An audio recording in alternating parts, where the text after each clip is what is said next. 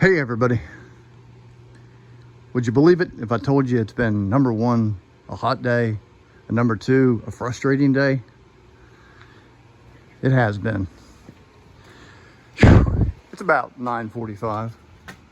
Temperature is only 72 degrees. Humidity is 89%. I've been inside a lot today. I think you're gonna like what I got done. Well, I got that done yesterday, but that thing is about, with the exception of the gauges, I'm saying she's about 75% populated.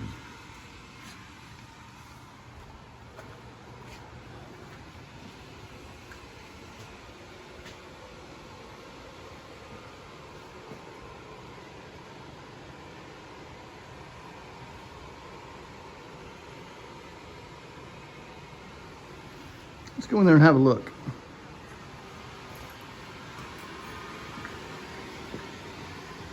Yeah, first we'll stop here and have a look at all that stuff. There's only a few things that I need to do. A row of switches right here for that, and a row of switches right there. They gotta screw in. They don't go in with a panel nut. The good thing is when I drop something, not only does it hit the flight deck floor, but it goes in one of those grooves, and I know exactly where it is. I don't have to chase anything around the beams anymore. But I got this part done yesterday, and that before it the day before.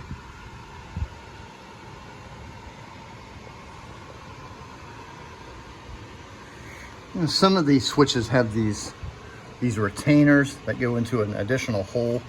I just put those on there. I was had a lot of time yesterday. Some of these need those. They'll be in there when I make all the placards and paint everything, which is going to be the last thing that I do. But here's what I got done today. The sliding panel. I got these guys in there. And you can unscrew one of these and place a light bulb in there. And if I had power to it, and if I had writing and everything scribed on there, that thing would light up. That's in there now. Additionally, I installed all these Grimes lights here. The illustrated parts breakdown indicates that there's supposed to be 22 of these things. You're looking at about $15 to $30 a pop on eBay. I've got, I think 15 of them, so I need 7 more. But I can also make duplicates of these. I can make them out of resin. But I just want to thank Doug down there in Fort Worth. He's the guy who got a hold of me, one of my viewers, and said he's got some B-36 stuff for me. And it's one of the things that you got me, or gave me. Had a fun time hanging out with him that day. But man, I thank you so much for your help in this. Those things are awesome. Of course, I've got the red lights for low visibility, actually for anti-eye strain, and the white lights for white light. But I still need, there's gonna be 6 up here and 6 on the other side. And I don't want to do resin copies. I want them to be real because they just look cool. They got the data plates on there and everything. Plus you can see them. These will be, you'll have on and off switches, and I think it's an on and off dimmer for white, on and off dimmer for red, and there's another potentiometer here, or a variable capacitor, and these are spare fuses right here. But this is all gonna work. It's not gonna take much. I'm just gonna put a LED, a pre-wired LED in there and pop it in there, and that'll be done, and just run a power line. And that'll be great, but they're up there. And I probably pointed out on other videos that it's awesome how this flat surface aligns with this flat surface, and this curve with this curve.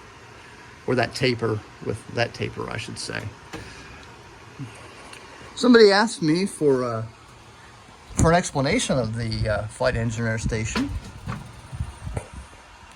I could probably do this in a whole video when this thing is completed, but I figured I got this on hand and I will show you all. This is a J model handbook, -1. This is a original J. This is not a featherweight. I don't want to go through all the pages. Let's get to the flight engineer station. Well, it's usually up in front. There it is. We're getting there. All right. I think we are. All right, here we go. And there should be, oh, here we go. I'm not going to read these all out, but just to give you guys something to look at, you can see what this stuff is. Hope this helps.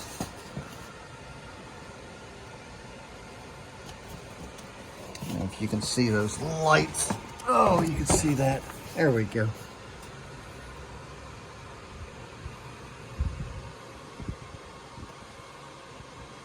And just like that is, of course, that. I keep calling that the fuel control panel because those are all fuel switches.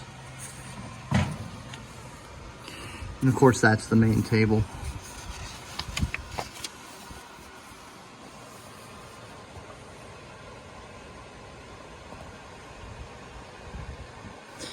Got a few donations over the past couple, 3 days.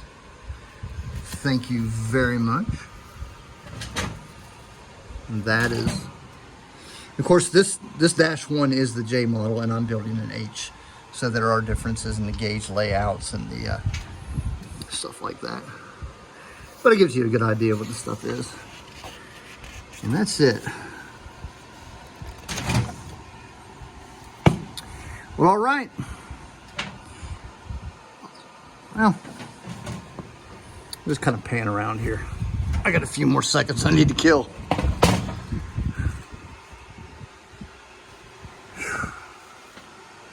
It's been a lot of work. It's been, my fingers are tired getting all this stuff in here.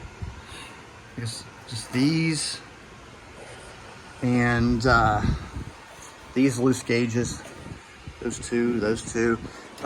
3-inch CRT for the engine analyzer.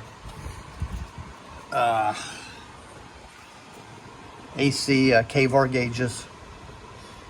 Every one of these with the little hole beside of it is a variable potentiometer or variable resistor potentiometer. More toggles. Once again, I've got, I'd say, a good 60-75% of all these gauges inside. And mind you, this is an B-36H panel. The B-36H does not have these 4 gauges up here. So there's a little bit of a difference in what you'll see in the final product.